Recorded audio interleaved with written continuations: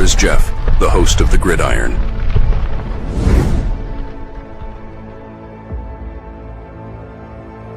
And welcome to the Gridiron, baby! If you can give this video a thumbs up or maybe share this video, that would be absolutely freaking phenomenal. If you subscribe to my channel, thank you. If not, please go down below, hit the subscribe button, hit that bell icon.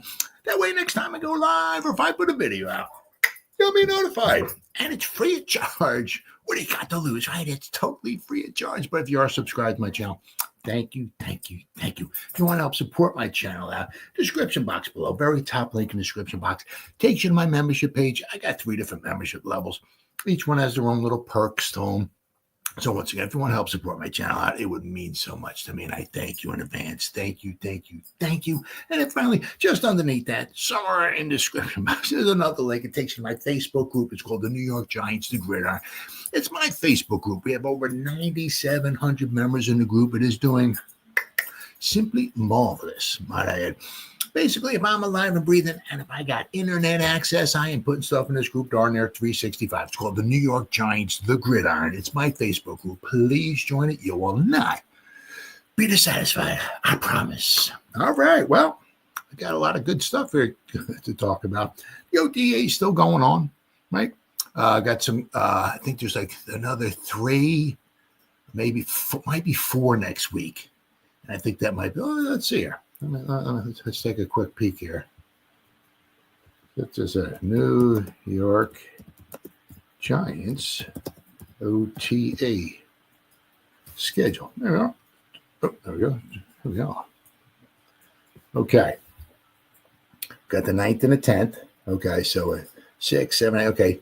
Okay. All right. Okay. So we got Monday and Tuesday. And they're off Wednesday, and they got Thursday and Friday. And then they have a veteran mini camp, June 17th and 19th. And then I think that's when they're off. They got that 4 or 5 weeks off, whatever, and they come back July, and then boom, and it's on, baby. So, but next week there's 4 days. They're off on Wednesday. They got 4 more OTAs left to go, right? And then Giants hold a veteran mini camp the following week. So that would be what? Tuesday, Wednesday, and Thursday of the following week. And then everybody's gone. Poof. Just like that for like 4 or 5 weeks.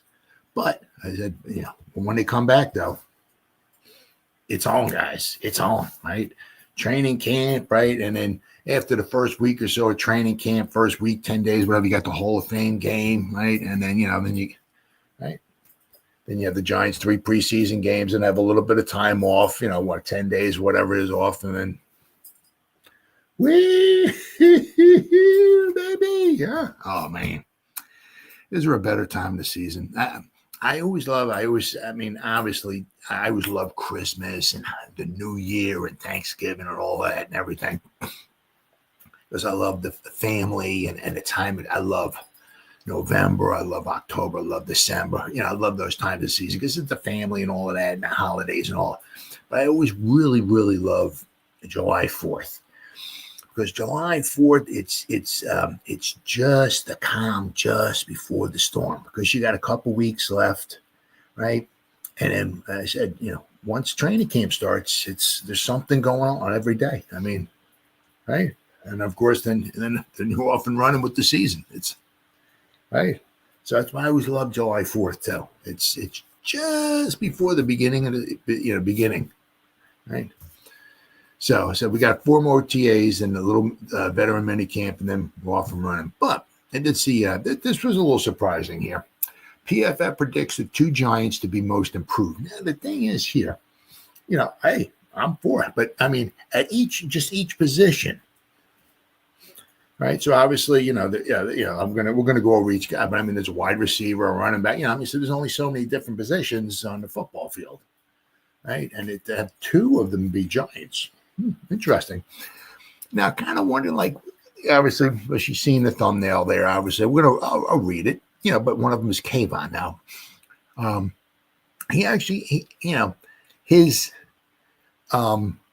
sack total. obviously went down from the year before. That's what a lot of people are looking at. They're like, dude, he sucked last year. He had like, what, 4.5, 5.5 sacks? He sucks, right? But not necessarily. His pressures were up. I know his quarterback. Let me see. Where are we here? Okay.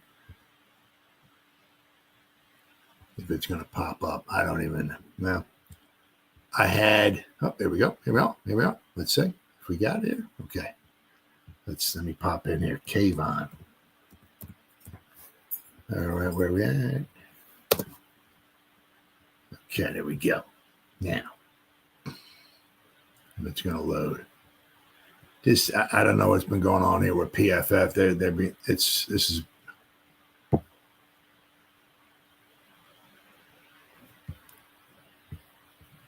I've been having problems with PFF for the past week or so. This is just, but I do know, listening to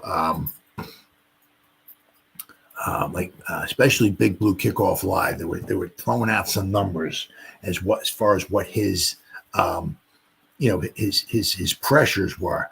I mean, he was getting to the quarterback last year very well, just not bringing the quarterback down. He actually is getting to the quarterback. He did very well last season. So, but of course, the one thing is that what a lot of people obviously want to see is, of course, the sacks. If you don't get sacks, obviously he couldn't have had a good season. But he had a very good season. And let's not forget, he had his problem with his wrist as well too. Okay. Now last season, let's see here. Pressures. He only had 593. He didn't even have 600 snaps last year. Okay, but he had 38 pressures in 358 snaps. So basically every pass rushing snaps. So he had more, like one out of every, I want to say about 9.5 pass rushing. So snaps last year, he got a pressure. All right. He had 23 hurries. He had 9 hits.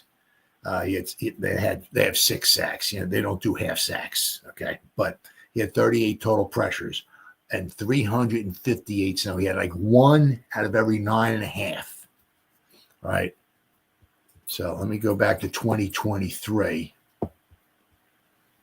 And let's see what he did there. And obviously, of course, this is the one where he had all the sacks. This is the one where it's like, it's phenomenal seasons. Of course, everybody looks at last season as a bad season. Well, obviously, he missed time, right? Because he was injured, so he did miss some time. Now, also, you're kind of wondering too, obviously, you need to be a pass rusher. Obviously, you need everything. But if you're trying to, put a move on, and you got a problem with one of your wrists, or you're trying to bull rush or something, it could cause some problems. Now, 2023, he had 500. See, he had 520. I can't even figure this out because I got my. Oh, let me see. Hold on. Okay, good. Here we go. Let's do the calculator here. He had 520. All right, let's see. He had, what was it? 358 divided by, I think it was, what did I say, 38? So every 9.4. Every 9.4 pass rushes last season, he got a pressure. 9.4. Okay. 2023, when he had all those sacks, when he was the greatest, when he was like, oh, he's really good. But of course, last year he sucked. No, but in 2023, he had 520 pass rushing snaps because it looks like he played pretty much every game, right? And so he had 520 divided by, according to PFF, that's all I'm going by, he had 43 total pressures divided by 43. Whoops. Hold on there. 520. No. Let me try this here. 43 divided by 520. He had 8%. 8% of his every 8 out of every 100, basically out of every 100. Okay, pass rate. He had 8. So about pressure on total pressure 8% of his snaps. Okay, 8% of his pass rushing snaps. You got to pressure 8% in 2023. 2024. Let me go back here. What the heck did I say? Can I do this here? So 8%. I said last year he had 358 divided by 38, 9.4, right? So he actually had better. He had 9.4. He actually had 1.5% better pass percentage last year. 9.5% of the time he got a sack. No, he got a pressure. I'm sorry. 8% of the time 2 years ago. So actually last season he actually did better as far as with the pressures and all that, right? Now, of course, as I said, nobody's going to want to, think that or whatever. But, he did well. Now, the thing is, with Kayvon, okay, sometimes it's like who's on your line, right? I mean, you get one guy who's just dominant, like a Reggie White, a Lawrence Taylor, somebody like that. We have to, you have to game plan. It makes everybody look better, right? We got Dexter Lawrence, we got Abdul Carter, you got Burnsy. I mean, Kayvon's out there. He's got 3 prime time studs. Let's hope with Abdul, because he hasn't played a snap yet, obviously. But we know what Burnsy can do. We know what Sexy can do, right? If those guys can stay healthy, and Abdul Carter can hopefully do what he might do. Kayvon certainly sack-wise, yes. Oh, yeah. Because it's almost kind of like, I think Burnsy talked about it, too, with the OTAs on Thursday, because it was open to the media. Some of the guys were talking. And he said it was almost kind of like pick your poison.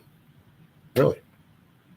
And let's not forget about Mr. Alexander, too, when he's on the field. And let's not forget about Mr. Golston, too. It can be very interesting to see how they can get all those freaking guys on the field at the same time. Very, very interesting. I mean, because you want Burnsy on there, you want Kayvon on there. Sexy, especially on third down, maybe passing situations or so. Who you going to have next to Sexy, right? Are you going to put like the NASCAR package where you're going to, the front 4 is going to be Sexy, Kayvon, Abdul, and Burnsy somehow, right? Or are you going to put maybe Burns over here, Kayvon over here, Sexy there, maybe Golston or somebody, or Alexander on third down. And then maybe if Carter's on him, maybe he'd be the off-ball middle linebacker or whatever you want to call him, right? And then it's almost, kind of like pick your poison, right? I mean, they're going to have to keep an eye on, it's almost kind of like when you had Lawrence Taylor on there, it's like, where's Lawrence lining up at? It's like, it might be the same thing with Carter, right? You got the front 4 there, and it's like, okay, great. We got these 4 monsters, but where's Carter at? He's, you know what I mean? So obviously Kayvon certainly could benefit, without question, from all of that. And then the other one they're talking about was kind of like it had a slow start once again, and especially they talk about this a lot. I hear it a lot, but the tight end position. It's a very, very difficult position just to walk into the NFL and really just start taking over. Like obviously Brock Bowers did very, very well. Right? No question about that. But for the most part, it's a difficult position, because you got to learn obviously the passing and the blocking. Right? It's not easy. And we saw a little bit in the beginning. With Theo was kind of like, is the guy. Is he on the field? Where is he? He started off slow, but I think they said the last 5 games that he played, because he got injured, right? I think he had like 18 receptions, right? Now that's not super duper spectacular, but you think about it, right? 18 receptions every 5 games, right? So it'd be 18, 36, be 54 in 15 games. So he was on pace for at that rate. He was on pace for at least 60 receptions his rookie season. not too shabby. I'll take that, right? He's really started, coming along, especially in the receiving department. Okay, he really, even think he wound up like 29 receptions. Right, of course, once again, these guys got to stay healthy too. But PFF is bullish on these two guys for the Giants here. Now all right, I'm going to talk here real fast. I'll go over quarterback. They think Caleb Williams of the Bears might take a leap forward. And I'll tell you what, I can certainly see that. They got some weapons. If they ever get any decent coaching, if they get anybody other than a freaking moron ahead on the sidelines last season, Caleb absolutely could take a big step forward. Absolutely. Jalen Wright of the Dolphins is the running back. Marvin Harrison Jr. of the Cardinals. That's possible. Then they have Theo Johnson of the Giants. I'm all for that, baby. They said Johnson was part of the reason Tyler Warren didn't fully break out in the Penn State offense until his senior season. And the Giants' fourth-round pick went on to start 11 games in his rookie season before a foot injury cut his season short. Johnson caught 29 balls for 339 yards and a touchdown, earning a 53.6 grade. So it's 11 yards of reception. Not too bad. Johnson caught just 11 passes for 115 yards in his first 7 games. But the first 7 games of the season, but before kicking it into up a gear and catching 18 passes for 216 yards in the next 5 games. In truth, Johnson's season ended just as he was starting to find a groove, which, unfortunately, halting his momentum. However, the circumstances for his return and the offensive environment he'll find himself in 2025 are far greater. The Giants' 64.4 grade on offense in 2024 was 29th in the NFL. But with Russell Wilson, Jameson Winston, or even Jackson Dart at quarterback, there should be more consistency on the offense. The hope is that Johnson can pick up from where he left off back in the back half of 2024 season and continue to grow into a secondary pass catcher for the Giants. Now, because let's not forget, right? I mean, we got a couple guys that can maybe go deep. Obviously, we're going to be looking for Malik Neighbors, right? But if the nice thing about like with a Hyatt, a Slayton, and a Neighbors is that kind of maybe spreads things out a little bit, right? Which kind of opens up stuff in the middle, right? Where Theo can maybe thrive, right? Let's see. The hope is that Johnson can pick up where he left off, right? And continue to grow as a secondary pass catcher for the Giants. Malik Neighbors will naturally be the number 1 option on offense, but with a whole offseason under his belt, Johnson could become a real hit in 2025. And obviously, the more reps you can get is huge. It's priceless. You can't put a price tag on reps, game reps. You can't. But just being around the offense for another season, right, is going to be huge. Because it's not an easy offense to pick up, especially for the receivers.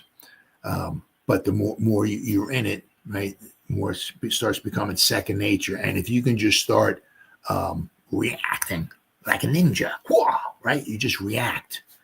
It's instead of thinking, right, could be priceless for Mr. Johnson. And let's not forget one thing that that we've seen, right, with Shane as far as picking tight ends. He loved that. If you look at the RAS scores, they were like off the charts for all these guys. Bellinger, Fedoni, Theo Johnson, even when they traded for Waller, all their RAS scores were really, really off the freaking charts. So these guys are really good athletes. And not only that, I mean, he's tall and he's big too. And he's, very good athlete. So, keep an eye on it. Really, really keep an eye on him. All right, then we got Fasciano is the tackle for the Jets. They think is going to take a big leap. Skoronski, the Titans, is the guard. Jackson Powers Johnson for the Raiders at center. All right, then we go to the defensive side of the ball. We got Newton, the Washington Commanders defensive tackle. Tyrese Knight for the Seahawks is a linebacker. cornerback Kool-Aid McKinstry from the Saints, and Bullard, Javon Bullard, Green Bay Packers safety. So, I mean, there's only, what was it, 1, 2, 3, 4, 5. That's 6, 7, 8, 9, 10, 11. There's 12 positions that they graded. And those 12, 2 of them are Giants. Not bad. Not 1, not none, but 2. Pretty good. So at edge rusher, they think Kayvon.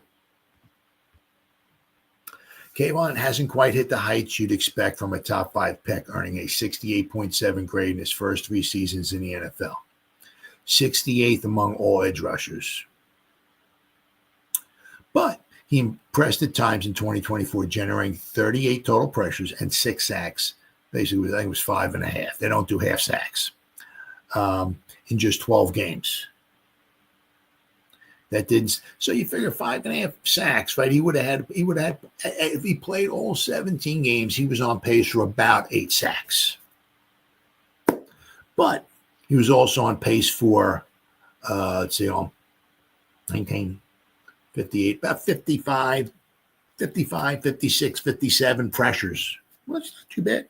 8 sacks, 55 to 60 pressures. Not bad. Not bad. If he played all 17 games. That didn't stop the Giants from drafting Abdul Carter with the number 3 overall pick. And Carter will likely enter the season starting ahead of Kayvon. We'll have to see about that. Well, I mean, you don't draft a dude number 3 and not put him on the field. So it's going to be interesting to see where they do put him.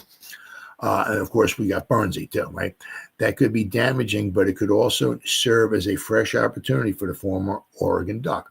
The snap reduction, if anything, means Kayvon will be fresher and hopefully more liable to be a difference maker when he's on the field, which is true. I mean, instead of him being out there for whatever, 60, 70%, 75% of the snaps, right? We're taking him off the field because he's tired, right? Well, if he's on the sideline, right? He's raring to go coming in the game, right? Who came on, buddy? Who came on?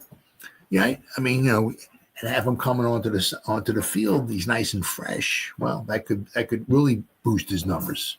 So let's see. Tivon earned a 79.2 pass rushing grade, 13th among edge rushers in the NFL, generating 21 pressures and 11 stops at the time. Ending the season on a high, playing some of the best football of his career, only serves as a positive for Kayvon.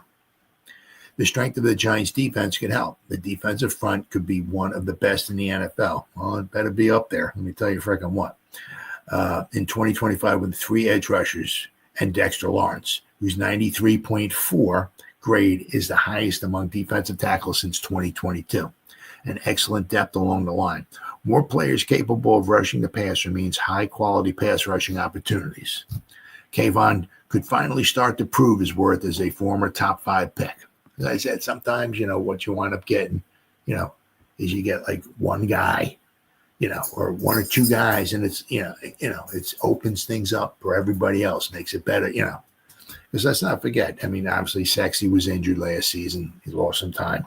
But Burnsy, I mean, you look at the injury, it was like almost every day he had a groin and he had this. He always had something going on. But the guy played all the time, right? But let's not forget about Carter, right? So it's going to be interesting to see where Bowen plans to put these guys, what the snap count will be and all that stuff and everything. But even if Kayvon, even if the snap count goes down, that'll be a fresher Kayvon. I mean, there's no snap count for a guard. There's no snap count for a tackle or nothing like that. It's like it's not like the offensive tackle. Oh, let's get a blow. You bring the tackle out. Let's get a fresh tackle in there because Kayvon. No. Yeah, I mean, so the offensive line is in there. They're getting worn down. Well, if you get a fresh guys, I mean, don't forget about like what the Eagles did a couple of years ago. All those sacks they had. They had so many sacks. They kept having guys coming in off the sideline and have double-digit sacks. That's huge for defensive front, right? So the Giants might have something like that. So if Kayvon does take a nice step forward, I wouldn't be surprised. And the same thing with Mr. Johnson. Looking for nice things for him too this season. Right? He's never going to be a huge. He's never going to be like a Brock Bowers kind of thing, where Brock got you know, had all those receptions because we got Malik. Unless, which you don't want, unless Malik goes down, which once again you don't want. But he'll be a nice safety valve, right? So look for good things from Theo this year. And interesting as it might seem, the Giants earned a good draft ranking since 2020. Now I'll tell you what, they've had a couple clunkers, drafting, doing some drafting some clunkers, right? But they've still earned a decent grade since drafting since 2020. Now you got to figure also, some of this is Shane, right, drafting, but also some of it is Gettleman, right? Where are we at here? Giants earn a surprising rank among drafting teams since 2020. Gridiron Grading has some interesting draft grades league-wide, but none more so than where it has the Giants draft since 2020. Now, as I said, you would think with the Kadarius Toney, and we're drafting Evan Neal at number 7. It's just you would think that. Of course, we're not putting Daniel Jones isn't in there, right? Because he's 2019, right? But you figured that we've had you look at like Shane's first draft, in 2022. That's not a super duper draft class, right? But surprisingly, the Giants once again, I would figure since 2020, if the Giants were at like 16th, I would think that would be fantastic. But not according to here, right? Ask any NFL general manager what the heart of a team's roster building is, and they'll likely tell you that it's the draft, and that the better the draft, the better the roster likely turns out. Not so much so, however, for the Giants. According to Gridiron Grading, the Giants ranked 9th. Yeah. Among all 32 NFL teams since 2020 in drafting, yet they have a 33.9% win rate. How does that work out? The 33.9% winning percentage, ranks 29th out of 32 teams during that stretch, with only one postseason berth. Gridiron Grading says we have scored every draft pick from 2020 to 2025 using our model. Now, I'm not sure what that model is, but now we are reevaluating how well each team has set themselves up through the draft. Here is how we rank all 32 teams during this span. Now, once again, what their model is, I don't know, right? But let's see. They have, of course, the Eagles are number 1. The Colts. You look at this. Some of this, it's some of it makes sense, and some of it you gotta just shake your head at. Like, really? Yeah. They got the Colts at number 2. Yeah. Okay. They got the Browns at number 3. Yeah. Steelers at number 4. The Chiefs at number 5. The Ravens at number 6. The Broncos at 7. The Bucks at 8, and the Giants at 9th, and then it would have the Commanders at number 10. So according to their model, right, 3 of the top 10 teams are in the NFC East. Of course, the Eagles, right, the Commanders, and the Giants. They got the Cowboys at number 29. I'll tell you what, I'm not going to ever feel bad for the Cowboys, but I'll tell you what, it seems like the older Jones gets, Jerry Jones, I'll tell you what, it seems like, I don't know. As I said, I just want to feel funny because it's laughable. It's watching one of those great teams just kind of just take a dumper. I love it. Absolutely love it. All right. So what gives? In that 20 to 25 time period, right, the Giants have had the 3rd most draft capital of all the teams evaluated by the Gridiron Grading. Perhaps one could point to the quarterback situation as having held the Giants. Well, that's true. Right? Well, the two things. Well, I mean, you can kind of in a way, kind of look at like three things. One, you can say a lot of times they've just had freaking injuries, right? But the two big things: the offensive line and the quarterback play. Doesn't matter if you got Saquon Barkley in the backfield, doesn't even matter if Malik Neighbors out there. Doesn't matter if you got a great deep. Doesn't matter. Your offensive line and your quarterback. Ta-da! Right. Another reason could be the change in the coaching staff, which is true, which during that period saw the team go from Joe Judge to Brian Dable. I mean, actually, you look at it, right?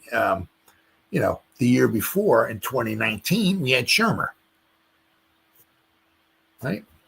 So he was let go right after the 2019 season when the Giants stunk.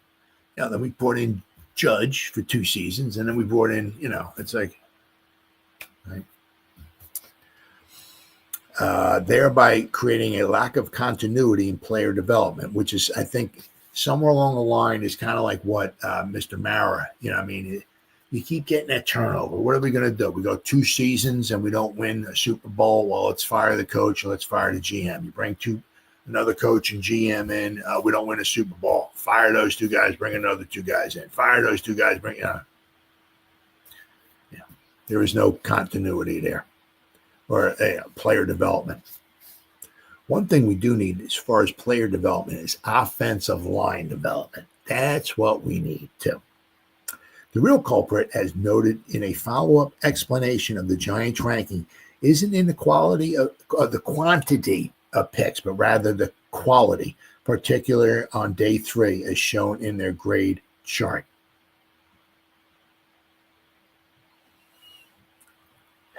The Giants are boosted here by spending the 3rd most draft capital during this period and us liking their first-round picks outside of Tony. Yeah. It's been really ugly once they get into day 3, though. We've liked their draft classes a lot more than what? Whoops. Oh, taking me another page here. What the results show. Quarterback issue, probably. Our grades being too high on some of these guys, also probably. But let's see. Can I get this? Can I get it? What is there? All right. They got Giants draft picks posted score. Yeah, I mean they seem to like Fedoni, the Fedoni pick, the Andrew Phillips pick, Tyler Nubin, Darius Alexander. They like John Michael Schmitz, Tay Banks, Scattaboo. They rank him pretty high, So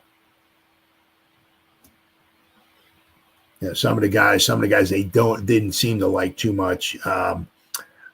Corey Black, once again, a very late round pick, so they don't have him graded that high. Shane Lemieux, I think he was a 5th round pick. DJ Davidson was not graded very high. Let's see here. Gary Brightwell, they didn't grade him high at all. Tay Crowder, Chris Williamson, Cam Brown, Jordan Riley, Trey Hawkins, and TJ Brunson. Those guys all graded out very bad. Very, very bad. So, but I mean, the Giants, not too bad. Not too bad at all. Let me see here. Keep going here. What do we got here? Of the Giants draft picks in that span, 26 graded out with scores below 70. Of their day 3 picks, only 4, cornerback Drew Phillips, Theo Johnson, Darian Beavers, no longer with the team, unfortunately, because of his injury, right? And Wan'Dale Robinson received grades of at least a 70. To be fair to Giants, the last 2 drafts by General Manager Joe Shane have probably been among the best. Yes, they have. Whereas his first one seemed hastily assembled, which it was. He came in, he didn't know his scout in the play, he didn't know anybody. Hey, how you doing? Who are you? Hey, you scout? Oh, I'm Josh. I'm the general manager. Nice to meet you. You know what I mean? So, but it does seem that each draft that's gone by, he's got a little bit better, a little bit better, a little bit better. And I really think his last 2 drafts, he's done a very good job. Very good. Now, let's not forget, because, course, sucking. Can have some benefits to it. We got Malik Neighbors and we got Abdul Carter. I mean, come on now. Come on, man. A freaking stud on offense and a freaking stud on defense. Oh, man. Should be a good defense this year. Now hopefully we'll get to the point where the defense, right? We're gonna have the defense hopefully for these same guys, hopefully another couple of years, right? And hey, you can just keep adding to it. It's like, just add good depth to it, right? These next couple of seasons when we hopefully have these same guys together and just keep adding, like in free agency or in the draft, just add some good quality depth. And we can start being somebody like the Eagles, right? Where the Eagles got the good starting unit, and then they basically because they got like almost no weaknesses anywhere. They just go into the draft round one. Who's the best player available? This guy. Just take him, just throw him on the team. Round two. Who's the best player? We don't need a safety. We don't need a corner. We don't need a punt. Who's the best player available? That guy. Boom. He's an Eagle. Right? Every round, every pick, who's the best player? Because you can say, we just take the best player. No, it's best player and need. A lot of these teams, whatever, 75, 85, whatever the percent of the pick are, because the team sucks, right? If you got, whatever, Jaden Daniels, right, as your quarterback, right, for the Commanders, good for them. Commanders first round, guess what? The best player available could be a quarterback, but guess what? They ain't taking a quarterback, right? They're taking need. The Eagles don't. The Eagles like, who's the best player? Well, take him, right? You're an Eagle, right? They can have whatever, 2 or 3 good linebackers. Take another one. Now we got another one, right? So that's what you want to get to. You want to get to that point. Not easy, but that's the point you want to get to, right? And the Giants with their defense, just start getting to that point where you just add, maybe next year you add another couple good studs, whether they're starters or good quality backups. That's what you want. That's really what you want. All right, where are we at here? Back to this here. But isn't it interesting that while this was happening and the coaching staff was trying to come together as a cohesive unit, the Giants found their best success in those 6 years with their only postseason berth coming in 2022. So what can we make of that? Again, is the quarterback situation holding the team back? The injury bug. Yep, the injury bug that has caused key players such as Andrew Thomas and Dexter Lawrence to miss large chunks of last season, right? Whatever has held the Giants back, the leadership duo of Shane and Dable must figure it out in the year ahead, lest another change be made by ownership. Well, we'll have to wait and see. That's one thing that you don't really know. Has Dart given them another year? I can't see. I'd have a hard time seeing Shane being like, because they're their own entities. Dable and Shane. Mr. Mara's got to sit down at the end of the season. Whatever we wind up, whatever. If we wind up with 3 wins again, right? Mr. Mara's got did Shane give Dable enough quality players, right, for this season to win more than 3 games? If the answer is yes, well, then maybe Dable's gone and we keep Shane, right? If we win 3, 4, 5 games or whatever, and it's like Mr. Mara sits down, well, we suck again. Did Shane give Dable enough quality players to win more than 3, 4, 5 games? If the answer is no, well, then maybe we keep Dable and we get rid of Shane, right? So they're not so much tied together anymore, right? But I think Shane is. I'm not saying we're a Super Bowl team. I'm certainly don't want to say that. I don't want to be drinking no Kool-Aid, right? But I think Shane is doing a decent job of supplying. I don't care if we go 0-17. We're not a 3-win team. All right? There's enough talent here, even at the tough schedule that we got. There's enough talent here to win more than 3 games. So I think Shane and company, scouting department, Brandon Brown and company and all that, I think they're doing a very good job as far as bringing in talent. as I said, it was so much on my video. When the heck was it? Not last time. I think it was a couple times ago when I went live. The Giants have set themselves up, right, to have quite possibly a very good spending spree in 2 years. Not so much next year, in 2 years. So, like, if Winston's gone, right, and if obviously Wilson's gone, if Dart is the man, right, we're going to have 3 years, right, with Dart on the cheap, right? It'll be his third year, if he's the man. Well, his third year, his fourth year, and his fifth year option, where the Giants can spend some money, where they can bring in a couple of real good studs. I mean, the Giants, I looked at, it was Spot Track, I believe it was, in 2 years. They have like 32 guys, I think it is signed. Yeah, so we still need a bunch of guys, but they have like 100 at what they're projecting the salary cap to be. They have like $160 million to spend. Right? That's a lot of money. You can bring in a couple real good studs. No question.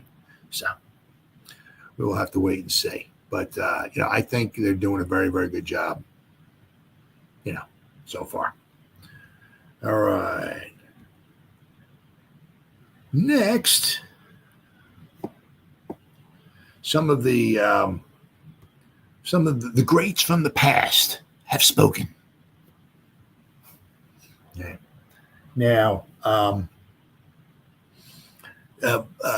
only has Sims, but Eli's put in his 2 cents as well too, on Mr. Dart, right? The thing is, those snaps are invaluable. Now, let's not forget, right? What happened in the 2004 season, right? When I said this, in one of the videos I did prior than the past week or so, whatever it was. The Giants actually were in 2004. We were 5-2, right? We lost 2 tough games. I think they were on the road. I can't. It was Detroit and Arizona. Let's see. Let me look here. The 2004 New York Giants. 2004 New York. There we go. They lost 2 tough games back to back. One was Buffalo and Detroit, or nope. Yeah, it's because I'm an idiot. It was the Bears and the Cardinals. They lost 28-21 to the Bears. And then they went to the Cardinals and they lost 17-14. Right? So that put them at 5-4. They were 5-2. They lost 2 tough games. They were 5-4. So they were still in the playoff hunt.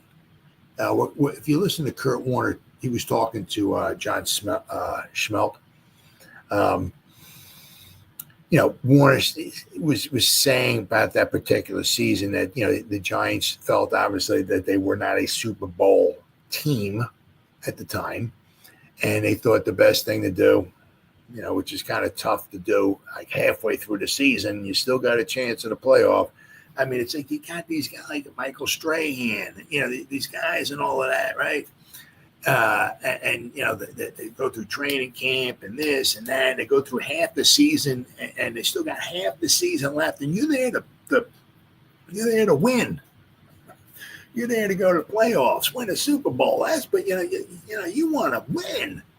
And halfway through the season, they pull the plug on the season, basically, right? And they go from 5-4 to 5-10. Well, actually, they were 5-2. They lost 8 games in a row, right? 2 of them were Warner. The next 6 were Eli. Right, so they went from 5-4 to 5-10 with Eli. I said Eli won the final game of the season. It was the final game of the season. It was a Sunday night game against the Cowboys at home. Now, of course, they didn't have that flexing kind of thing because the Giants were 5-10. The Cowboys were 6-9. At the end of the game, the Giants won. Both teams were 6-10. So they didn't have that flexing stuff going on back in 2004. Well, both these teams suck. So let's put a real good game on the last game. It was the last game of the season before the playoffs, right? Because there was no Monday night game. But it wound up being a really good game. The Cowboys had the lead. What the heck was it? 24-21, something like that. And then, Eli came onto the field. Let's not forget. I mean, the Cowboys were not a very good team that year. But, Eli came on the field, and he marched him down the field, and he got him inside. He got him down around the 2-yard line, somewhere 2-3-yard line, whatever it was. And I guess he called. Me and my son were at the game. We were lucky. We were down by that. We were around the 20-yard line. So, but where they scored was like almost right in front of us. And they got down to the 2-3-yard line, and he got up to the line of scrimmage. It looked like you called an audible, right? And he turned around. It was the draw play, the tiki. I guess they had a pass play on because it was, there was running out of time, right? So he called it a draw to tiki. He ran in for a touchdown, right? And that's obviously that started things off for Mr. Manning. But they basically pulled the plug on the season, and just to get Eli those reps, which were invaluable for him. Obviously, in 2005, 6, 7, 8, we went to the playoffs 4 years in a row. Right? So that's the only time it's ever been done. Right? If we kept Kurt Warner in there the whole season, and after the season he was gone because he went to the Cardinals, and then we started Eli in 2005, chances are we may not. I mean, of course, in 2005, oh my God, we I think that was a 23-0 game we lost to the Panthers. I mean, oh my God, that was painful.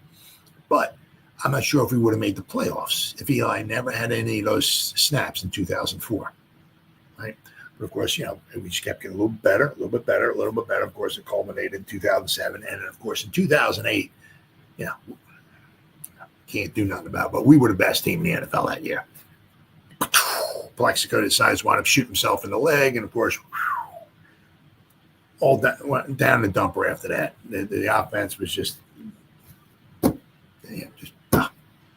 even want to talk about it. Anyway, but so the snaps are invaluable. So we're going to have to wait and see. It's going to be. The thing is that is Shane and Dable going to do what's best for the Giants, or it's best for their Giants / their jobs? Because if they're doing whatever, they're floundering around 500, it doesn't look like they're going to the playoffs, or even if they make the playoffs, they don't got a shot. They're going to pull the plug on the season after 10 games, 12 games. They were 6-6, right? Not really going to be good. Are they going to pull the plug and maybe lose the last 5 games of the season to get Dart some extremely valuable reps? And we wind up, instead of 6-6, we wind up 6-11. We lose the last 5 games because we pull the plug on the season. The thing is with that's valuable for Dart, and that's valuable for the Giants going forward. But is that going to be valuable enough to keep Dable keep his job? Well, you lost the last 5 games of the season. We were 6-11. We sucked, so you're fired, right? So is that going to be interesting? Very, very interesting.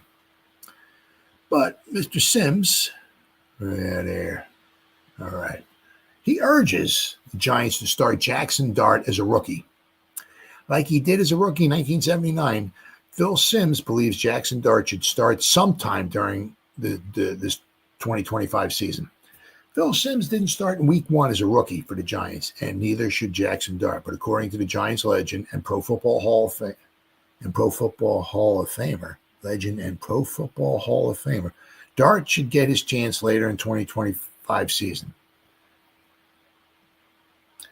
After finally giving up on Daniel Jones, the Giants signed Russell Wilson and then signed Dart. Also in the mix is veteran journeyman Jameson Winston and perennial backup Tommy Chicken Cutlet Parmesan. Wilson will likely be the starter in week 1, but how long until the Giants hand the reins over to Dart?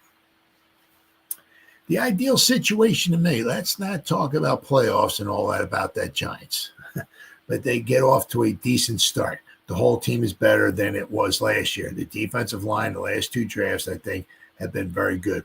All that, and we're respectable, Sims said. But then there comes a point, 6, 7, 8 weeks into the season, then I think unless you see there's an opportunity to really be great, we got to find a spot to get Jackson Dart in there and give him some experience and let him have some success and some failures, because that's how you grow in the NFL as a quarterback. Sims had to wait until week 5 of the 79 season to make his first start. Then he won 6 of 11 starts on his way to making the all-rookie team. By all accounts, Dart is impressing the organization with his football IQ during the offseason. Sooner or later, his time will come. And according to Sims, it should arrive during the 2025 season. All right, we got here another one here. Jackson Dart, Sims has to be the starter, I'd say.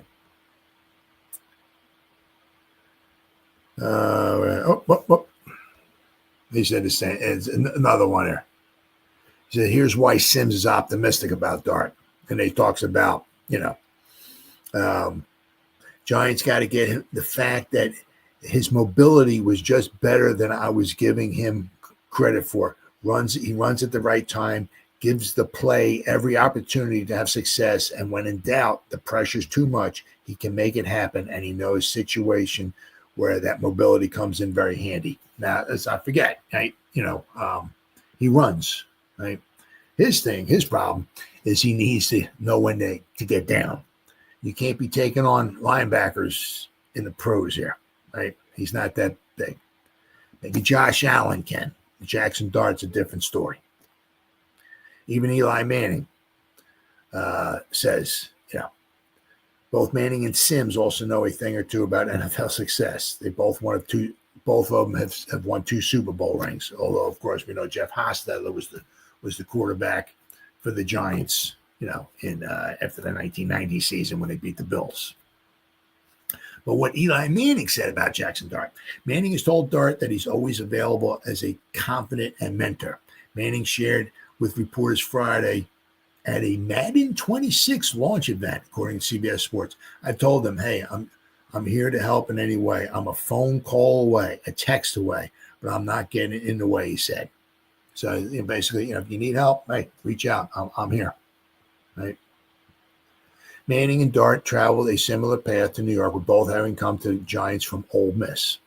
Manning even called Dart the night before he was drafted. Eli's been a huge role model of mine, even before I got to Ole Miss. Watching him beat Tom Brady twice, that was incredible.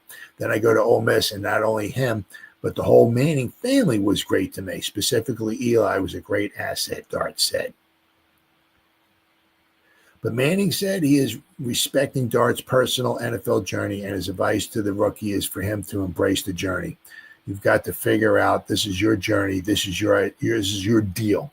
But if there's anything you need, I'm happy to be here, Manning said. He told Dart. Dart is yet to take an NFL snap, but he's already impressed Manning. Well, I've been to some practices, and I've known Jackson for the last 3 years since he's been at Ole Miss and gotten to watch his career. So I've been just impressed with Jackson because I've seen him get better every single year, Manning said. That progress and constant desire to improve is what teams want to see in their players, the Hall of Fame finalist added. It sounds like he's doing that with the Giants. Every day you're going to learn something, and you're going to make mistakes. That's just part of it. But learning from those mistakes and not repeating those mistakes. And it seems like he's just trying to be there, earn the respect of his teammates and his coaches through hard work, he said. So, they both are, especially without a doubt, what Sims was saying. I think it's very, very valuable for them to get in, get some rest. But the thing is, how do you do it? It's a very, very touchy, tricky situation, because, the guys, they give their blood, sweat, and tears and all this stuff and everything, right? And, they want to play and they want to win. Ain't nobody, nobody's giving but for the most part, a lot of these guys don't give a rat's rear end, about going in. Oh, okay, well, we want to get Dart in here. Okay, we're going to play the Eagles, and we're playing in Philly. We're going to put Jackson in for his first start ever. We're going to get blown out 59-3. Oh, yeah, those guys don't want to hear that. They're there to win. Right, and to pull a plug on it, basically, really, for a good chance, you pretty much just pull. Jaden Daniels is one thing. I got some of these other guys that are just absolutely incredible. Hey, Hey, if Jackson comes in there, he's the greatest quarterback of all time. Sign me up for it, baby. But chances are, most rookie quarterbacks don't come in and just, take the world by storm. Right?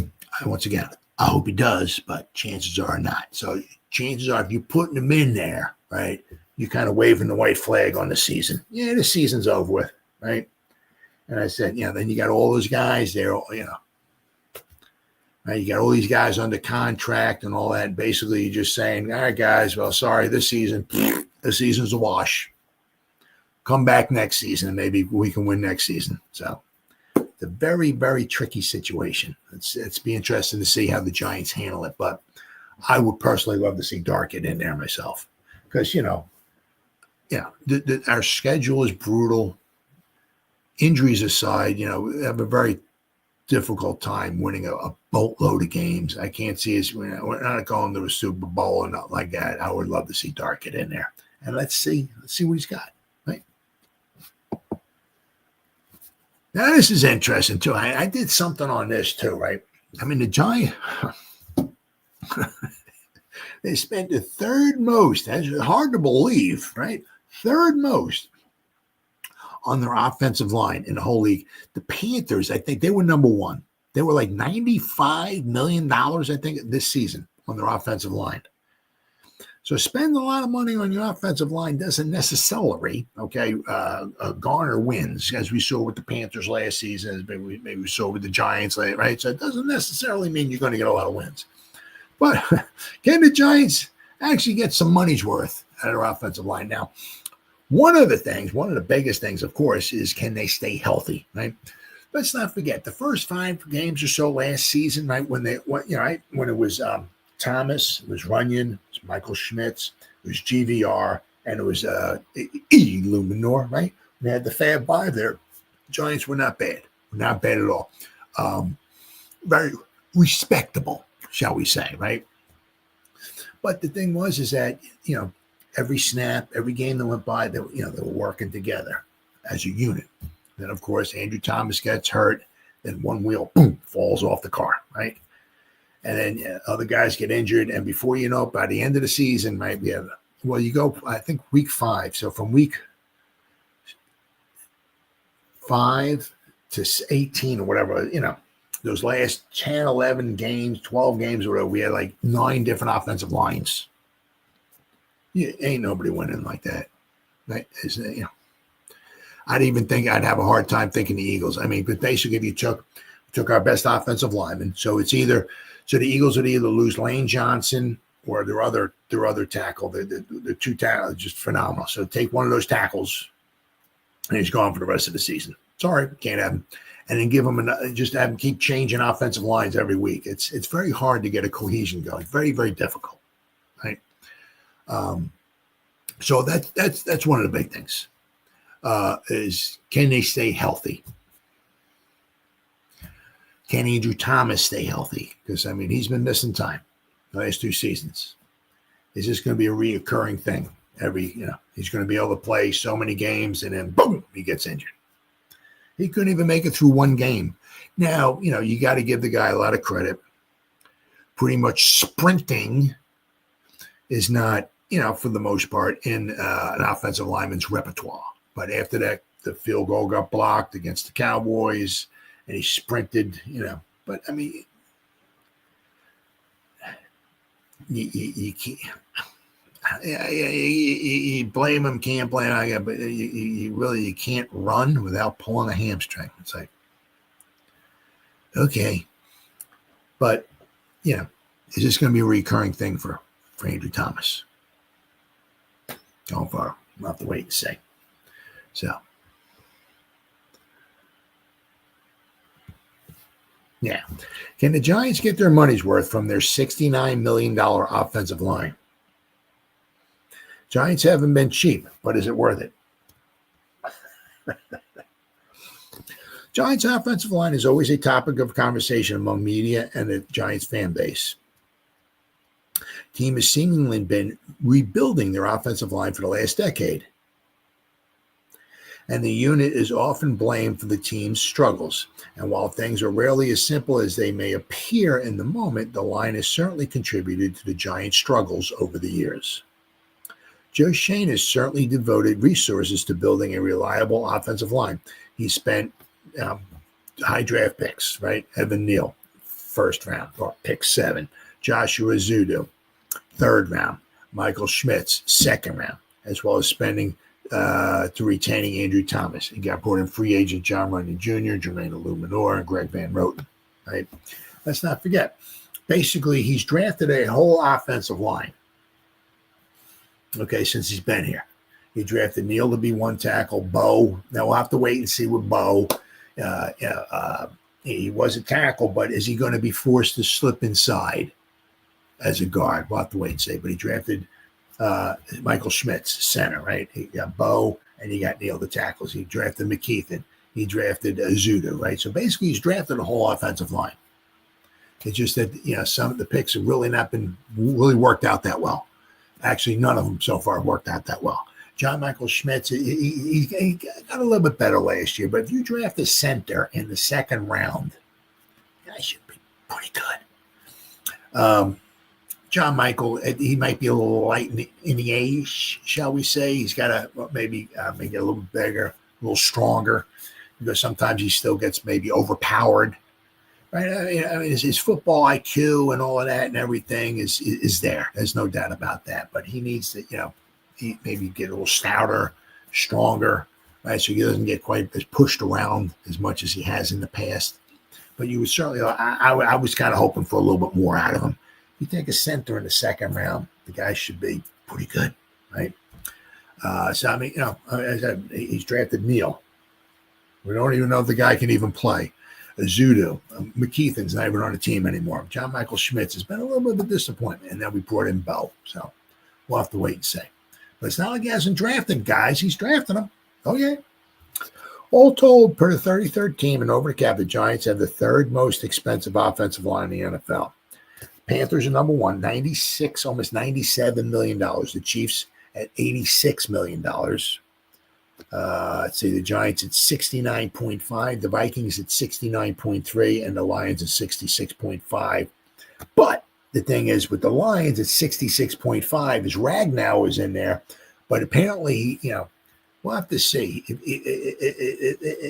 Is he calling the Lions bluff? Because he said he's retiring. He was kind of hoping to get, I think, what I heard, some type of contract restructuring or extension or a boost in the salary or something like that. And I think they said no. So that's why he's like, oh, okay, I'm going to retire then. So we'll have to wait and see. But the Lions are fifth at $66.5 million. But Ragnow is 14.1, goes toward that cap there. So without him in there, the Lions have spent 50 something million on their offensive line. So. But anyway, the Giants are third. Nobody can say that the Giants aren't investing in their offensive line. The question is whether they're getting their money's worth. Looking at the overall performance of the unit last year, the answer would be no. But a lot of that is due with injuries, right? Giants were 26th in pass block win rate and 27th in run block win rate by the end of the season. A year ago, a significant contingent of Giants fans said that they would be happy if the team managed to field a league average offense. I'd be thrilled to death, dude. And there was an argument that they did just that. At least when their starting unit was intact, it looked like this. As I said, Thomas, Runyon, Schmitz, Van Roten, and Illuminor. Prior to the line being ravaged by injury, the Giants' pass block win rate was 17th in the NFL to start the season and peaked at 13th by week 9. But that's when things started going crazy. They were also averaging 114 yards per game on the ground after switching from Devin Singletary to Tyrone Tracy. Not only was that a modest improvement over Saquon Barkley's 110 yards per game in 2023, but would have been good for 15th in the NFL if they had managed to sustain it for the rest of the year. In other words, they were league average, which is, I'd be fine with that. I'd be thrilled to death with that league average.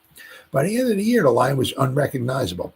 This is the unit that started week 18 against the Eagles. Jermaine Illuminor, not at right tackle, but at left tackle.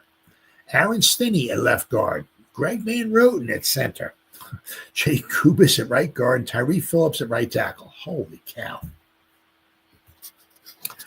But now the Giants look to have 4 of their 5 starters, Thomas Runyon, Smits, and Illuminor, back on the field and at their natural positions. The 5th spot is apparently up for grabs, right? You got Evan Neal, you got Azudu, you got Kubis, you got Marcus Bowe, you got Van Roten, and you got Aaron. Let's not forget about Aaron Stinney, too. So we'll have to see. There's going to be a nice dogfight for that right guard position. Very, very interesting. And we'll also have to wait and see who gets the right tackle. Is Illuminor going to be there, or is Bowe going to beat him out? Be very interesting to see. The line should be far better than it was in the second half of 2024, but the question remains whether the Giants will get their money's worth. Andrew Thomas is frankly a steal at $21 million when he's healthy. He's only 26 years old and is one of the best left tackles in the NFL when healthy. Likewise, the salaries of Runyon Jr. and Illuminor are reasonable for street free agent contracts. The big question for the unit, as always seems to be the case, is the health. What causes the guys to get injured every frickin' year? Each of the Giants' most expensive linemen are worth the money as long as they're on the field. They just need to stay there.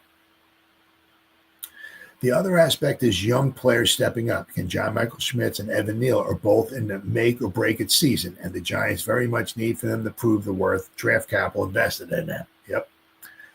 So what do you think, Giants fans? Even if the Giants don't have a top 3 offensive line, will the unit prove worthy of what it's been invested in? Well, I mean, as I said, to me, the thing is that's the biggest thing.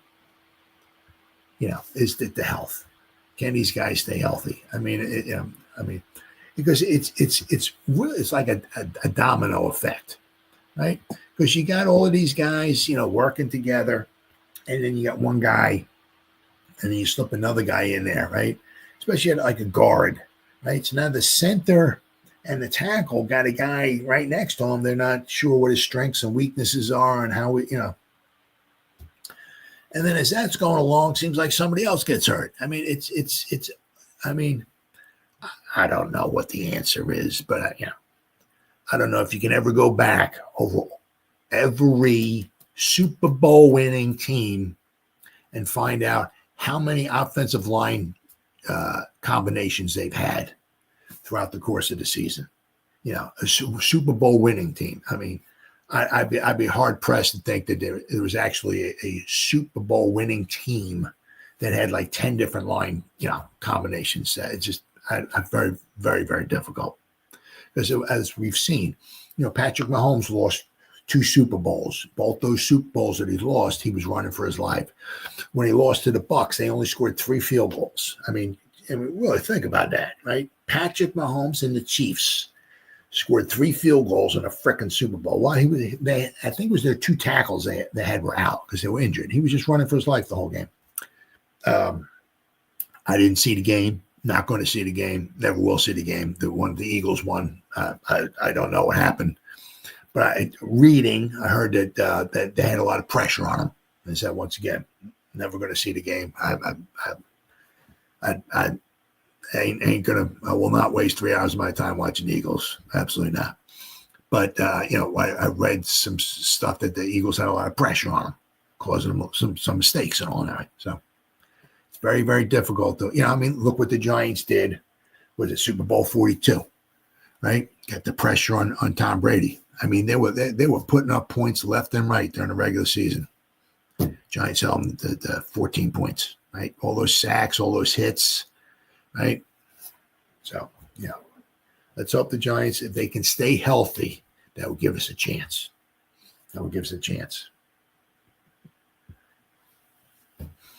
Now, this here with the thumbnail. This is not. I mean, nobody had. I don't know if anybody actually has a picture of it, because this is not a picture of the fight, the actual fight. But there was a fight at the end of the OTAs. I guess it was on Thursday. I guess it was because the Giants have they've got pads on here and all that. There's no pads. at the OTA. So this is not a picture of the actual fight. But apparently that's some fisticuffs going on, which is pretty cool. It's a bonding kind of thing, right? Oh boy. All right. So fight ends the New York Giants practice. Burnsy, James Hudson, Kayvon Thibodeaux, and Jermaine Illuminor are the main combatants. So we got 2 offensive linemen and 2 defensive linemen. With temperatures hovering around 90 degrees, that's one of the things, And you figure one thing too, right? Is that with this is like, there's no contact, really. Right? I mean, you start having contact, you can get fined and all kinds of things. So this is not training camp. This is not the pads ain't on. We're not popping. Right? So, I mean, have a fight where there's really no contact. It's kind of, all right, okay, all right. But once again, 90 degrees. It's hot. Tempers boiled over late in Thursday's no contact OTA, bringing an abrupt end to the practice. First, Brian Burns and left tackle James Hudson had to be separated, with staff escorting Hudson to the sideline. A play later, Kayvon took a swing at Jermaine Illuminor. Damn! A full punch that Illuminor ducked. A melee ensued, with Burns throwing Hudson to the ground and the two having to be separated. Once things were broken up, head coach Brian Daboll ended the workout a few minutes before its scheduled conclusion. This was an OTA held in shorts and T-shirts. I mean, right? Something that usually does not result in that kind of intensity. Quarterback Russell Wilson called it a competitive part of practice. When you have a long practice like we did and the way we were working, things happen, Wilson said. Every great team I've been on, there's always been a couple of those. Brian Burns on the fight that ended Giants practice today. He got to us. Guys trying to get better. Tensions raised high. Ain't that deep. We squashed it. Yeah. He says that type of fire is healthy at times for a team. Absolutely. Absolutely. Absolutely. Burns, who was scheduled to speak to the media after practice, perhaps surprisingly, actually came to the podium. Burns appropriately showed up with a towel draped over his head like a boxer cooling down after a fight. He said the heat got to us, Burns said. It's a violent sport we play. Guys trying to get better. Tensions raised a little high. It got a little hotter. Guys getting a little more agitated. It ain't that deep. We squashed it. Burns said skirmishes like that can be healthy, but not when they end up causing reps to be missed. You still want to get your work done at the end of the day, but that competition, that edge, that dog that we need to have is needed, Burns said. So, in one way, it's not such a bad thing, right? All right, I got this one here. The Giants were ready to rumble. Thursday's OTA practice ended with a full-scale fight that included punches thrown, a rare sight of an NFL field at this time of year when pads and drills with live contact are prohibited. Obviously, Burns said the same thing. The heat got to us. Temperature, 90-degree temperature with 50% humidity. It's a violent sport we play. Guys are trying to get better. Tensions raised. We squashed it. But it isn't that deep, he said. We squashed it. Temper's first flare with Burns and left tackle James Hudson filling in as a starter, filling in. Hudson filled in as starter for Andrew Thomas, as Andrew Thomas was sidelined with his foot. They escalated from pushing and shoving to removing helmets and squaring up to fight before peacemaking teammates, rookie Abdul Carter in particular, separated them and coaches sent the duo to the sideline. But one play later, just the next play, Kayvon and right tackle Jermaine Illuminor were tangled up after Illuminor came across the formation. Kayvon swung at Illuminor and the sidelines emptied, with Hudson and Burns among the first to add to the skirmish and picked up where they left off. I love it. Body right up on the ground. Head coach Brian Dable huddled the team to deliver a message and cut practice short. Man, I love it. That's freaking great. You definitely need that edge. You need that dog inside of you, Burns said, but you just can't let it get in the way of work. The only thing I'm mad about is that we had to go ahead and call it. We got most of our work done today, but I just want to stay away from that. Burns' accountability to speak to the media after a post-practice cooling down period was a step some NFL players and teams wouldn't have taken during a voluntary point of the calendar. You got to give Mr. Burns a lot of credit for that. But Burns, who played against Hudson in 2022 Panthers-Browns game, also planned to address the fight with teammates. I'm going to let it be known to the team that's not what we're doing here, Burns said. We have to keep our mind set on the main thing, which is football. All that horseplay is cool or whatever. Nice edge and everything like that. But we have to get to the details and get our work done. Thursday's OTA was the 6th, but only the 2nd attended by media. Of course, they did the brawl in front of the media. This happens all the time, Burns said. We fight over food, fight over ping pong, pool, whatever it is. Nothing but a little brotherhood. On-field fights usually are reserved for training camp with pads while you're out there. It's freaking 90 degrees out. The sun's beating down on you. You're popping each other. Oh, yeah. Absolutely. And the monotony of an everyday practice schedule when pads are banging in the trenches. I think it's a competitive part of practice. We're all trying to be the best version of us. Quarterback Russell Wilson said, a lot of times you have a long practice, the way we did and the way we were working, things happen. Every great team I've been on I've been a part of a couple of these, he said. Our guys are so connected that sometimes happens, or this thing kind of happens. Nothing to be worried about. So, actually, I think it's really pretty cool. Absolutely. Absolutely. I think it's great. But you get it, it's like, and I understand it's hot out there. I get it. All this stuff and everything. But, there's like no contact. How am I going to get pissed off at you if we're not even hitting each other? I don't know. It is what it is. But, I like it. I like it a lot. But another thing I like a lot,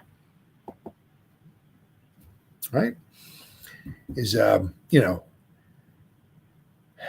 we got our two guys, right? We got our two, I'm going to call them dogs, right? We got Mr. Newman, who was having himself a fine rookie season last year. Of course, shockingly, he got injured.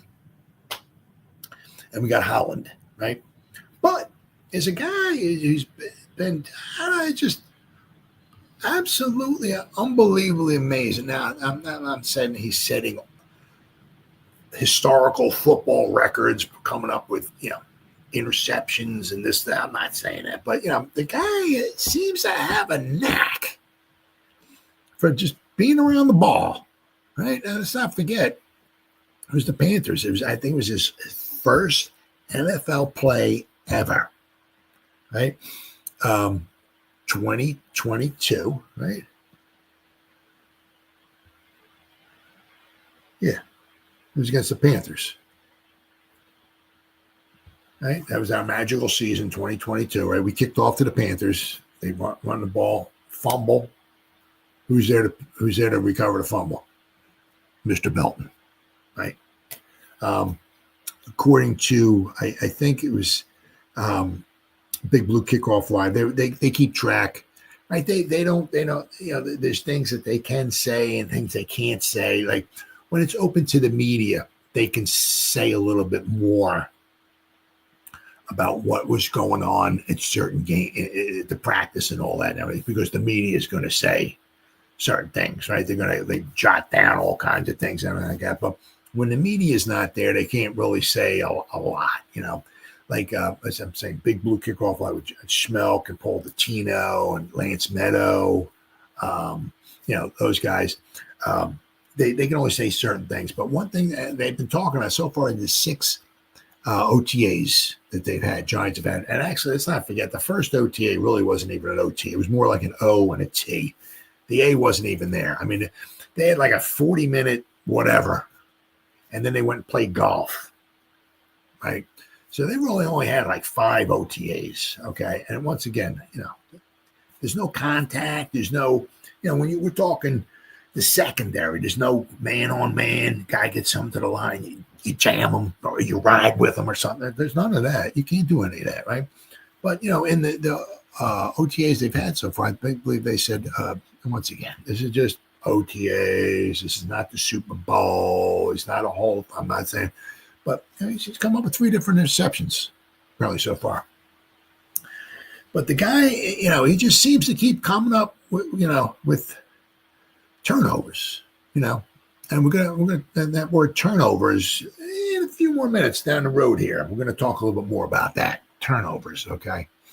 But the guy seems to come up with the ball, right? I mean, so this is his 4th year, right? Hopefully we can re-sign the guy.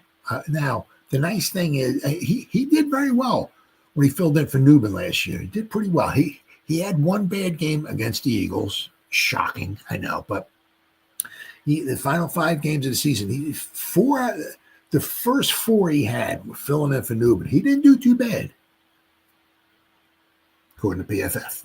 Okay, right. His last game, I think he graded like a 49 or something. I think it was against the Eagles. I don't know if I got him. I had him, but. Oh, wait. Did I keep it up there? Let me see. Okay. I got Kayvon. Let's see if I can go to Belton there. The PFF has been a pain in the butt. Dane Belton. Okay, let's see. Takes like I type the guy's name and it takes like 5 minutes for it to load his stats up. I have no idea why. It's ridiculous. Absolutely ridiculous. No, I tried, but I do know. I think it was a 49 he graded out at. But the other 4 games that he played were not too bad at all. Really, were not too bad at all. Let me try this again now. This is. I don't know what the hell is going on here with Nope. Dane Belton.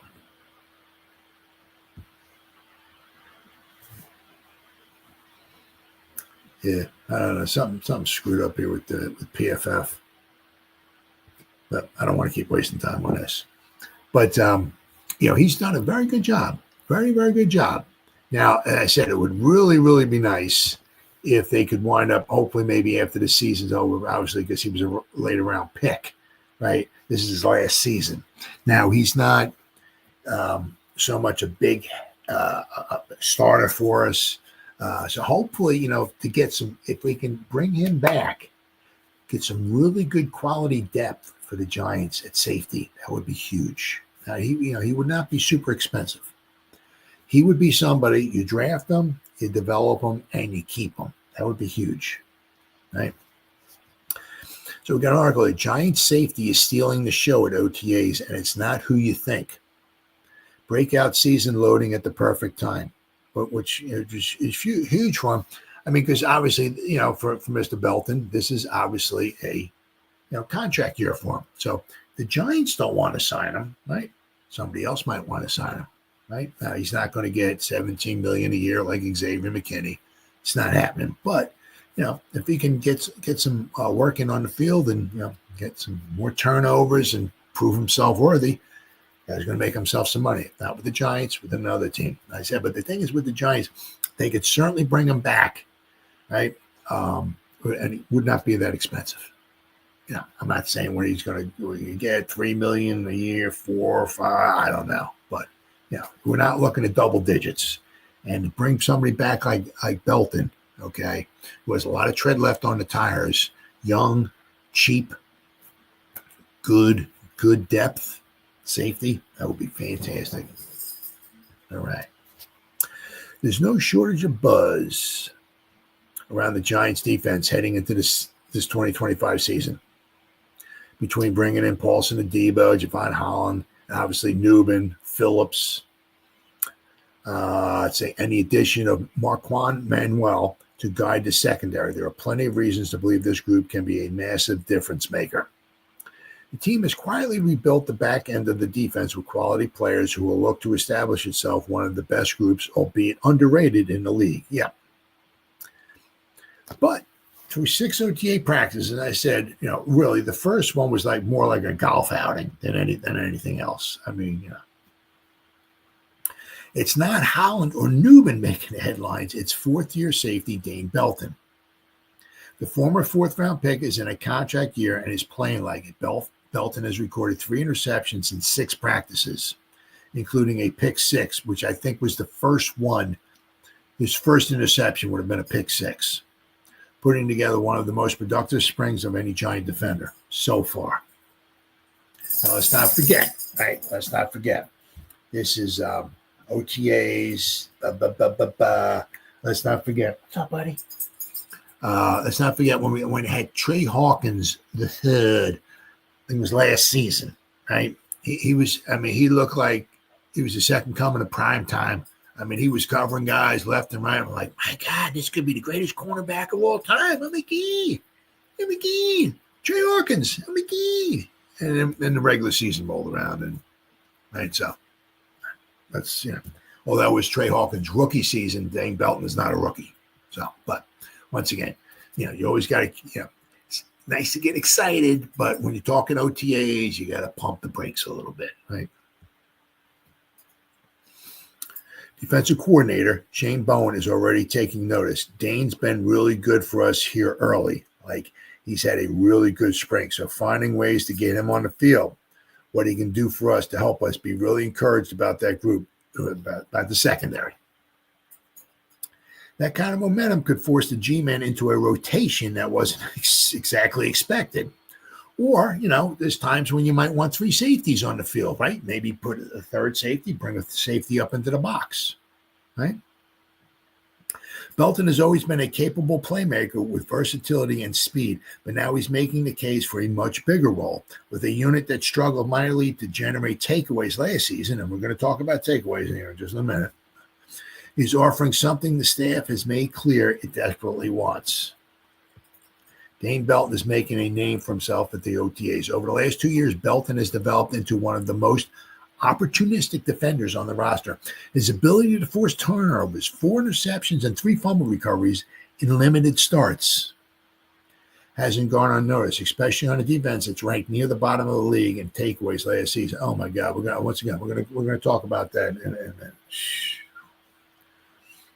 Big Blue recorded an embarrassing 5 interceptions in 2024. Belton, despite limited snaps, still accounted for 1 of them.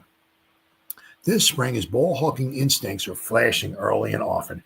His 3 picks and 6 OTA practices are a really encouraging sign of something bigger.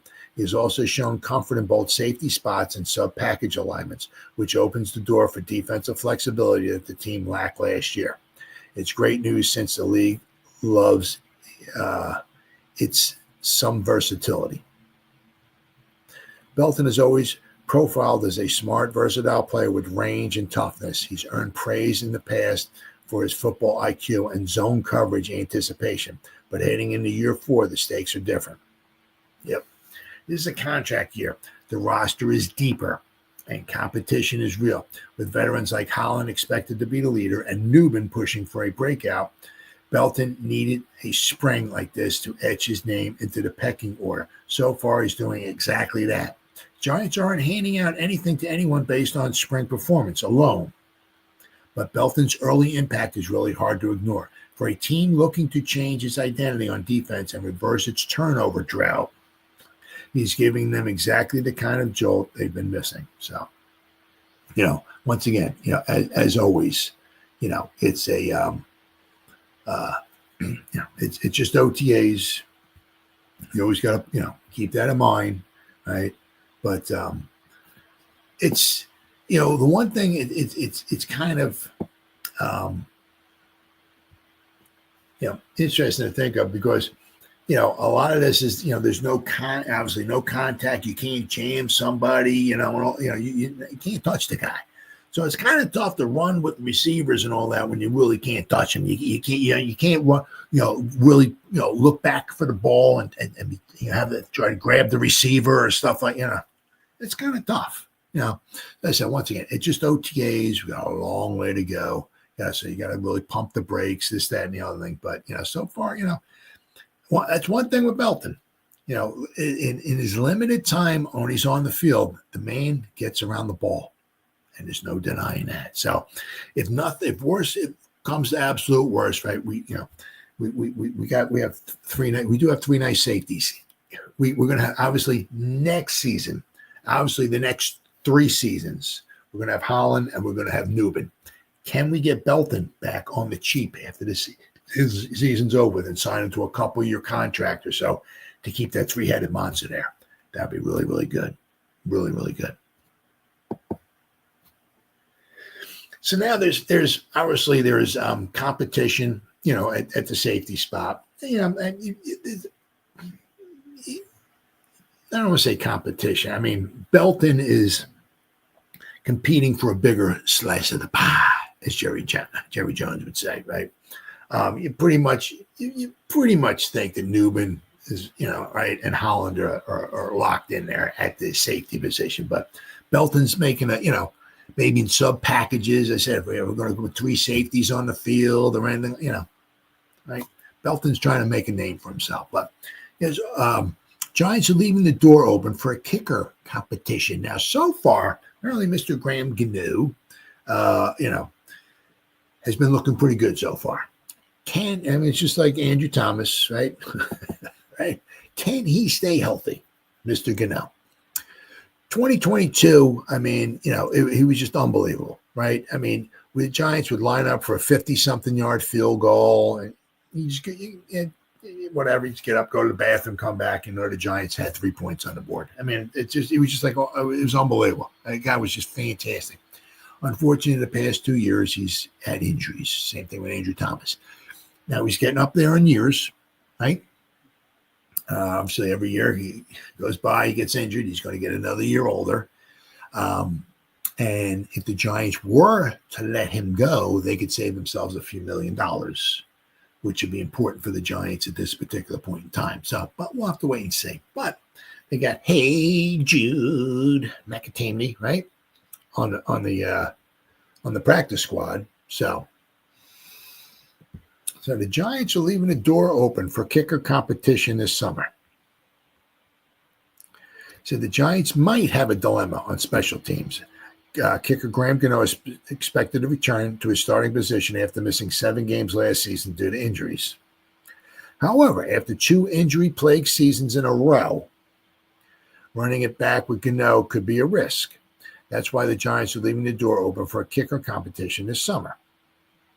Giants are reportedly leaving the door open for a kicker competition. According to Ryan Dunleavy of the New York Post, Giants special teams coordinator Michael Gabriel is leaving the door open for Jude McAtamney to compete with Graham Gano.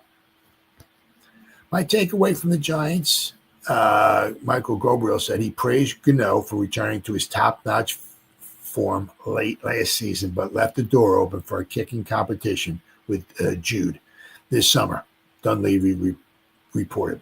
McAtamney spent last season with the Giants primarily on their practice squad. He appeared in 1 regular season game and converted 1 field goal from 31 yards. Could Gano lose his job as a Giants kicker? At 38 years old, is entering the twilight of his career. Over the last 2 seasons, he appeared in just 18 games as injuries have kept him off the field. So basically, the last 2 seasons, he's missed almost an entire season, right? 18 games. So basically, he's missed 16 games over the last 2 years. Now, seemingly back at full strength, Gano will attempt to return to his form this summer. However, if he struggles or if the injury bug bites again, the door will be open for competition. Giants need reliability from the kicker position, and Gano has not provided that over the last 2 years. At 25 years old, McAtamney is the younger, cheaper alternative. Absolutely. Releasing Gano this summer could save the Giants $4.4 million in salary cap savings. That's a lot of money. That will become relevant if he does not perform up to snuff during training camp. Giants battle forming a kicker will be one to keep an eye on the training camp approaches. Absolutely. But so far, Graham Gano has looked good this spring. Michael Gabriel said he's starting to see signs of the old Graham Gano, which, but a lot of it also depends upon his health. It's been a rough couple of years for Giants kicker Graham Gano, once Mr. Automatic, regardless of where he was asked to kick from on the field. Yeah. Anything even over 50 yards. It was just, you look at his, where are we at here? His 2022 season was just ridiculous. Where are we at here? 2022. He was 29 out of 32.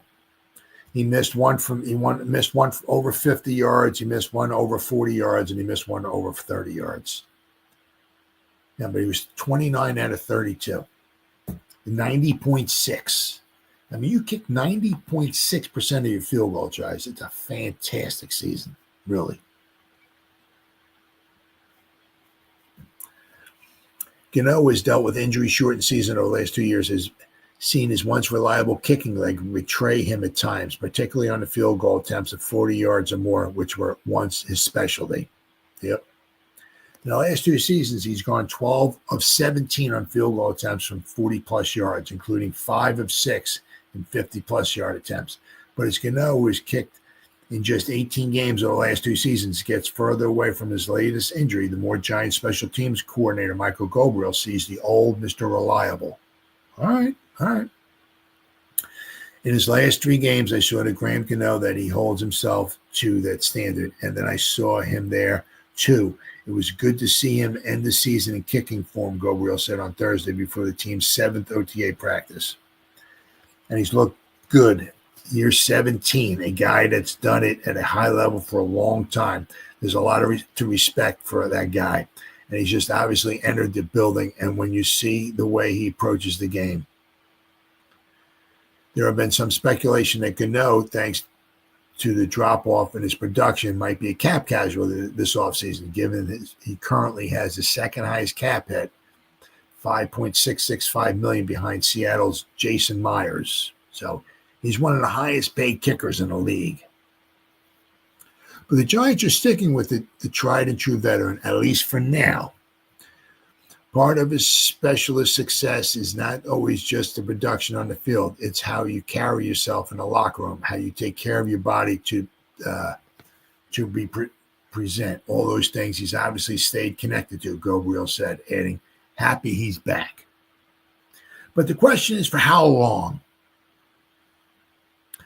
The Giants have second-year kicker Jude McAtamney on the roster, a player whom Gabriel said has shown a lot of promise even from last year kicking in a game. Is there enough promise to challenge for the job? Absolutely, Gabriel said, praising the Irish-born McAtamney for his leg, talent, and strength. I think if you're on this roster, no matter what position you play, you're competing. You're competing to win the job. I think everybody will have a fair chance of winning whatever job it is, whether it be the kicker position or any other position. So we'll have to wait and see.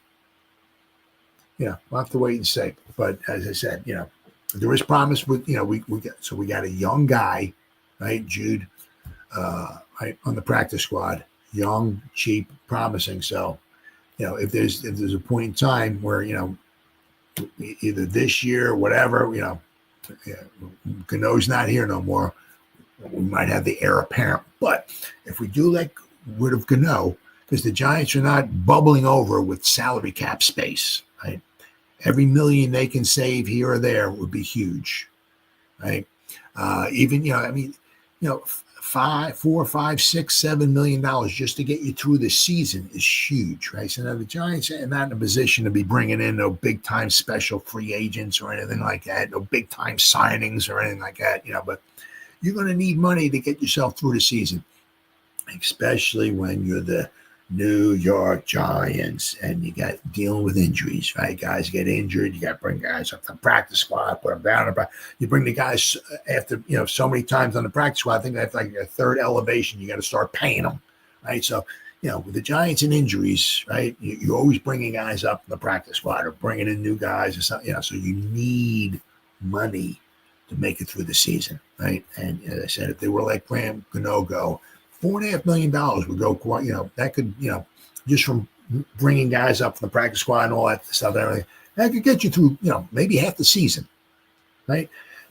It was Shane, or maybe it was Gettleman said, you'd like to go into the season with maybe around $10 million, in salary cap space just to get you through the season. So, right, that would be, if we would let Graham Gano go, right, 4.4 million that they would save is almost about half of what you need to get you through the season. So we'll have to wait and see. But that's certainly something to keep an eye on, right? That kicking competition. But I mean, if the old Graham Gano, I mean, obviously the leg strength isn't quite maybe what it is, but if the accuracy can be there, that's huge, right? Huge, right? I mean, let's not forget. I mean, remember last season when the one game against the Commanders where we lost 21-18. We didn't have a kicker. If we had a kicker, we could have won that game.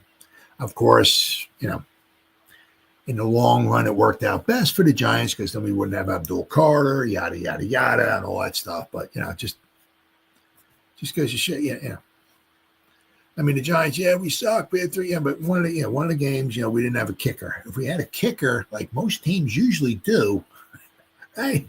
By the end of the game, most teams usually still have a kicker, right? We would have won that game, right? It is what it is. But that's that one. Maybe it was the best for the Giants not to have a kicker, as I said, because especially depending upon how Abdul Carter works out, maybe not having a kicker and still wind up with only 3 wins might be the best wind up thing for the Giants, right?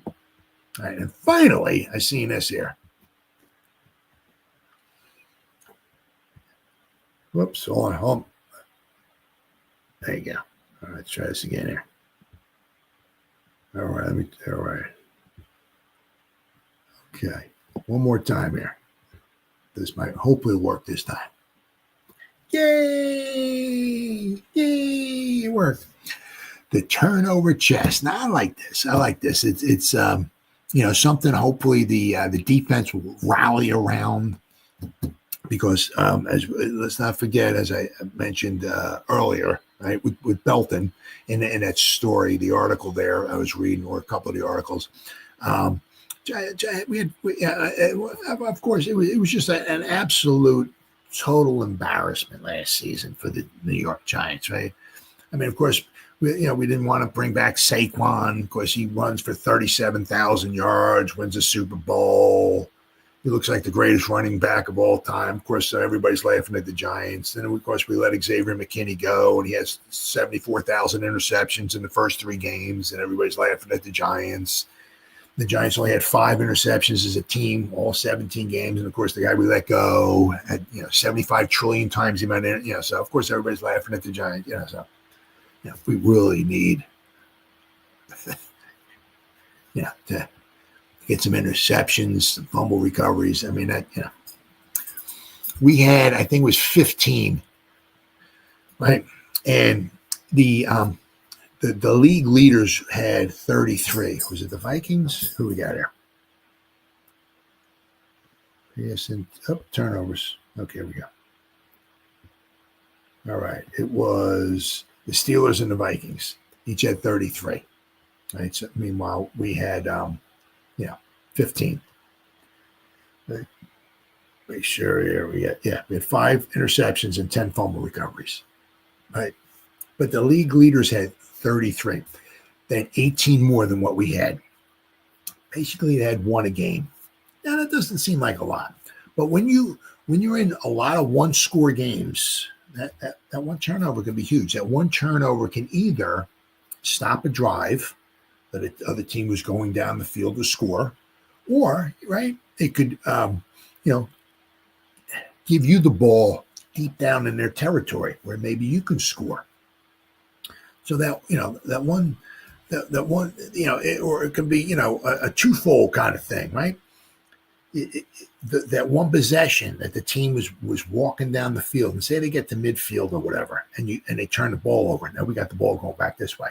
Well, that could have been that one drive that whoever was going down the field and they were going to score, and they didn't score because we got a turnover. But not only that, so you take 3 points or 7 points off the board for them. But not only that, if we get the ball at the midfield of their 40-yard line or so, if we get like a first down or something, now we're in field goal range. Now it might give us 3 points. So now you take maybe 3 to 7 points off the board for them, and maybe you're giving us 3 or 7 points. So that could be a 3-point, 6-point, 10-point swing by that one turnover, right?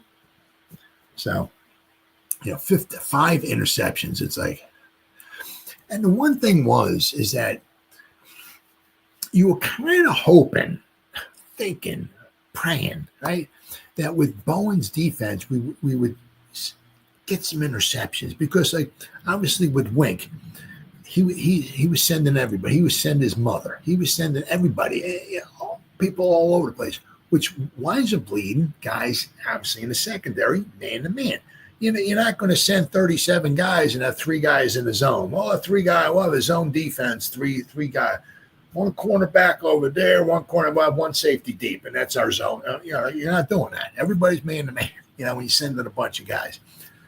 But with Bowen usually likes to get home with 4, right? Maybe blitz a guy here or there, but he likes to get that pressure with 4 a lot of times.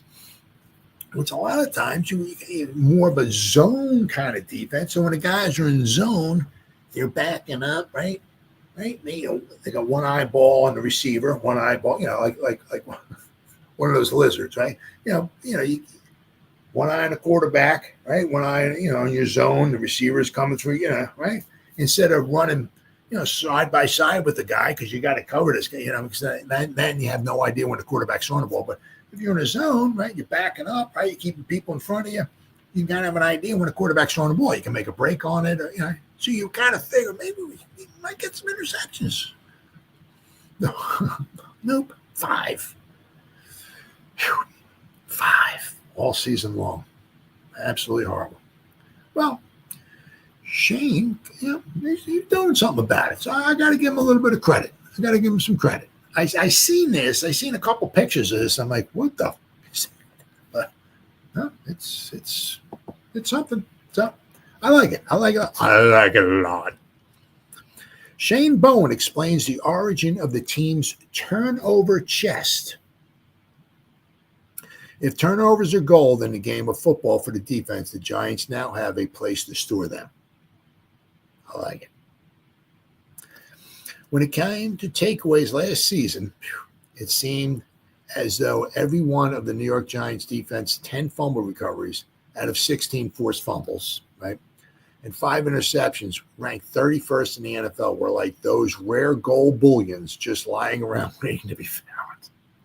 In fact, that's how the Giants defensive coordinator Shane Bowen is looking at it, turnovers this season, like gold bullion, right? Bowen has instituted a turnover chest for the Giants defense, an idea inspired by his son's first year of T-ball for a team nicknamed the Pirates. I like that. The main thing is emphasizing takeaways. We got to get better at takeaways. Somehow got the idea of piracy, violent, attacking to steal possessions or goods, right? He explained Thursday before the team's 6th OTA practice.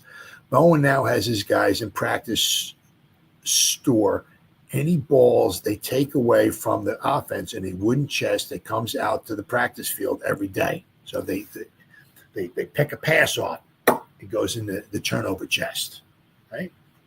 I like that. The goal is to be a pirate and fill the chest. We got to find ways to get the ball, Bowen said. You can't, what you emphasize. We're making it a priority this year to make sure we find ways to get the ball. So I like that. I said, let's see, can I get this here? Let me see here. Hold on. Okay, let's see here. The thing was, I know the Giants, the year before that, right? What do we have here? Yeah. Whoops. Yeah, the year before that with Wink, the Giants had 31 turnovers, right? Had 18 interceptions and 13 fumbles.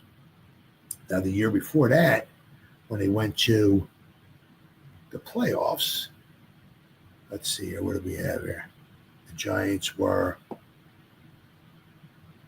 what did the Giants have? Giants only had 19. They had 6 interceptions and 13 fumble recoveries. But 2 years ago, they went down big time. They went down big time. They were actually number one in the league 2 years ago. As horrible as our record we had was 6-11, right? But the defense had we had 18 interceptions and 13 fumble recoveries. 18 interceptions. We had 31. We were tied with the Ravens for first. It was the Giants and the Ravens at 31, and then the Bills at 30. So, we went from 31 turnovers 2 seasons ago down to 15. We were half. That's one of those things. It's like, like everything counts. When you're not good, shall we say, mediocre, however you want to put it, right? Everything counts. It's not like, like the Eagles or the Chiefs or something like that. With the Chiefs, it's like, well, we don't get a lot of turnovers on defense, but we make up for it because we got Patrick Mahomes. Like with the Eagles, right? The Eagles, well, we don't get a lot of turnovers on defense, but we make up for it because we got 2 great wide receivers, we got unbelievable offensive line, and we got Saquon Barkley. So we make up for it with our offense, right? You can't say that with the Giants. So with the Giants, everything matters, right? Getting third down and long, on defense, you got to get off the field, right? 4th and 1 on offense, you got to convert it. Right, you got to get those turnovers, right? You got to keep the ball. You can't get penalties. Everything matters for the Giants because we're not the upper echelon, right? Everything matters, and turnovers is one of those things. Huge, absolutely huge. Obviously, not turning the ball over, but likewise on defense, getting the ball for your offense. Whether getting that turnover, whether it's taking a drive away from another team or setting up your offense in the other team's end of the field, right? Where you can always guarantee you're getting some points. That's huge, right? Really, really huge. Turnover chest. I'm going to be interested in seeing that on the sidelines on Sunday. Like if somebody picks a pass off, that they show the guy running off to the side. Well, obviously, after they pick the pass off, they run down to the end and they do their dance or whatever in front of the cameras. But then, right, or after they get a fumble recovery or whatever, right? Then do they see the camera showing the guys running off on the sideline, right? Running to the turnover chest, open that baby up, shoving that thing in the chest. So that's going to be something to certainly keep an eye on. But he is right. If you emphasize it, you think about it, all that stuff, sometimes that really, really helps. So at the turnover chest, something to keep an eye on this year for the New York Giants. All right, guys, it's been 1 hour. 1 hour and 54 minutes, almost 2 freaking hours. I'm shooting my mouth off for. So whoever spent any time listening to me live, thank you. Well, if anybody's going to spend any time watching the replays, once again, thank you so much from the bottom of my heart. It means the world to me. As always, you guys stay safe out there and go Giants. Woo! Oh, yeah.